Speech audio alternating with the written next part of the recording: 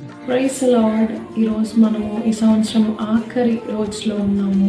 దేవుడు ఏం జ్ఞాపకం చేస్తున్నాడు తెలుసా? ఒక్కసారి ఈ సంవత్సరం మనం వెనక్కి తిరిగి చూసుకుంటే మనకి ఎన్నో సంతోషకరమైన రోజులు ఉన్నాయి, అలాగే మనం బాధపడిన రోజులు కూడా చాలా ఉన్నాయి. అయినప్పటికీ దేవుడు మనల్ని ఎలాంటి పరిస్థితులు కూడా విడిచిపెట్టకుండా ప్రతి క్షణము మనతో ఉన్న దేవుడికి మనము కృతజ్ఞతాస్తుతులు చెల్లించాలి. అలాగే ఆయన చూపించిన ప్రేమను బట్టి, ఆయన చూపించిన కృపను బట్టి, వాత్సల్యతను బట్టి ఆయనకి మనము కృతజ్ఞులుగా ఉండాలని దేవుడు ఆశపడుతున్నాడు. అలానే నువ్వు వచ్చే సంవత్సరంలో నేను ఒంటరిగా ఈ సంవత్సరంలో అడుగు పెట్టాను అనుకుంటున్నానేమో. దేవుడు ఏమంటున్నాడు తెలుసా? నీకంటే ముందుగా నేను నడుస్తున్నాను, నీకంటే ముందుగా నేను వెళ్తున్నాను.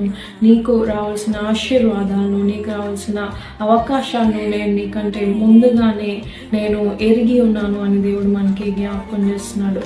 సో ఈ సంవత్సరంలో మనం చాలా పనులు మొదలుపెట్టి కంప్లీట్ చేయకుండా ఉన్నామేమో, అలాగే చాలా చేయాలి అనుకొని చేయలేకుండా ఉన్నామేమో. కానీ దేవుడు మనకి ఒక వాగ్దానం ఇస్తున్నాడు.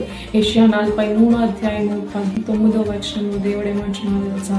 ఇదిగో నేను ఒక నూతన క్రియ నీ జీవితంలో చేయబోతున్నాను అని దేవుడు మనకి జ్ఞాపకం చేస్తున్నాడు. అంటే వచ్చే సంవత్సరంలో నీకు కొత్త ఆశీర్వాదాలు, అలాగే కొత్త అవకాశాలు దేవుడు నీకు సిద్ధపరుస్తున్నాడు అని ఈరోజు జ్ఞాపకం చేస్తున్నాడు.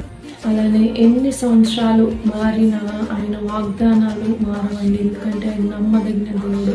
సో మనం కృతజ్ఞతతో, విశ్వాసంతో, అలానే ఆయన మీద ప్రేమతో, నమ్మకంతో మనం నూతన సంవత్సరంలోకి అడుగు పెడదాము. అలానే మిమ్మల్ని, మీ కుటుంబాలను దేవుడు ఆశీర్వదించి కాపాడి అలానే సమాధానంతో నింపి నడిపించును గాక. ఆమేన్. I wish